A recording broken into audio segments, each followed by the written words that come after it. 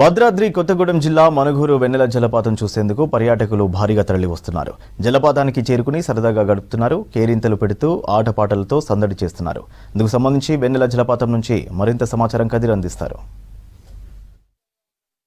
వర్షాలు భారీగా కురుస్తున్న నేపథ్యంలో ఏజెన్సీ ప్రాంతం అంతా కూడా జలమయమైపోయింది. ఎగువన కురుస్తున్న వర్షాల కారణంగా కొండలు గుట్టలపై నుంచి జాలువారుతున్న సెలయర్ల ద్వారా ప్రజలందరూ దాన్ని ఎంజాయ్ చేయడం కోసం దూర ప్రాంతాల నుంచి ఇక్కడికి తరలిస్తున్నారు.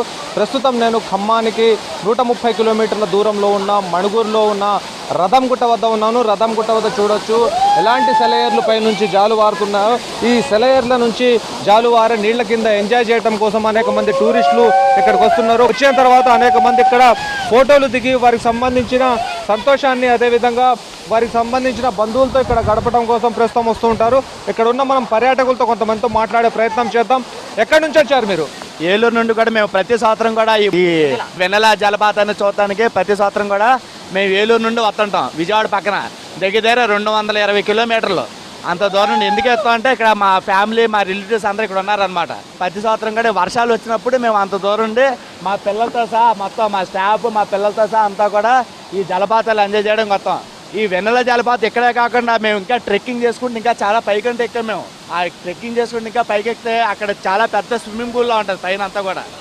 కానీ ఈ పర్యాటక ప్రాంతం మాకు ఎంతో చాలా చాలా చాలా బాగా నచ్చింది. పిల్లలంతా కూడా చూడండి ఎంత ఎంజాయ్ చేయడానికి వచ్చారో పిల్లలంతా కూడా. ఇక్కడికి ఎన్నిసార్లు వచ్చావు? నేను దగ్గర ఒక 10 times వచ్చి ఉంటాను సార్ ఇక్కడికి. దగ్గర అసలు అంతకు మించి ఇంకా ఏం చెప్పలేము, ఇంకా మాటలో చెప్పలేము అన్నమాట. చాలా బాగుంటుంది. అయితే చూసారు కదా, సెలయర్లను ఎంజాయ్ చేయడం కోసం అనేక మంది అనేక ప్రాంతాల నుంచి, దూర ప్రాంతాల నుంచి వస్తామని చెప్పేసి అంటున్నారు. కొంతమంది మహిళలతో కూడా మాట్లాడే ప్రయత్నం చేద్దాం. ఎలా ఉందండి ఇక్కడికి వస్తే? చాలా బాగుంది, సూపర్ ఉందండి. ఎన్ని సంవత్సరాల నుంచి వస్తున్నారు ఇక్కడ? మీరు పిల్లలు ఎలా ఎంజాయ్ చేస్తున్నారు? ఇది 3వసారి అండి రావడం. చాలా బాగుంది. మా పిల్లలు కూడా బాగా ఎంజాయ్ చేస్తున్నారు. బాగుందండి, చాలా బాగుంది. ఎలా ఉంది తల్లి? ఇక్కడికి వచ్చినావు కదా, ఇక్కడ ఎంజాయ్ చేస్తున్నావు కదా, ఫ్రెండ్స్కి ఏం చెప్తావు? చాలా బాగుంది. యాక్చువల్గా ఇలాంటి అన్ని ఫిలిమ్స్లో, సినిమాల్లో చూస్తారు కదా, న్యాచురల్గా చూస్తున్నారు. ఎలా అనిపిస్తుంది? చాలా బాగుందండి. 3 days హాలిడేస్ ఇచ్చినందుకు పిల్లలు ఎంజాయ్ చేయడానికి అయితే చాలా బాగుంది. చాలా హ్యాపీగా అనిపించింది. మేము ఆంధ్ర నుంచి వచ్చాము, విజయవాడ దగ్గర ఏలూరు మాది. చాలా బాగుంది, బాగా ఎంజాయ్ చేసాం.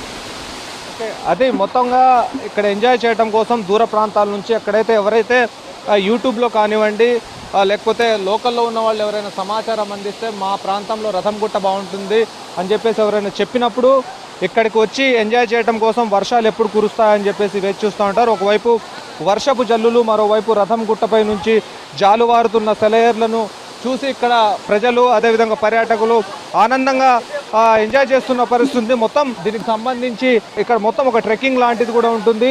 ఈ వరద ఎక్కడి నుంచి వస్తుందో తెలియదు. ఎగువన కురుస్తున్న వర్షాల కారణంగా గుట్టలపై నుంచి, కోనలపై నుంచి జాలువారుతూ ఈ రథంగుట్ట అనేది ఏర్పాటైంది. దీన్నే వెన్నెల ప్రాజెక్టు కూడా అని అంటారు.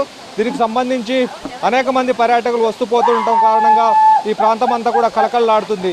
ఇది మొత్తంగా రథంగుట్ట వద్ద ఉన్న పరిస్థితి. Over to studio.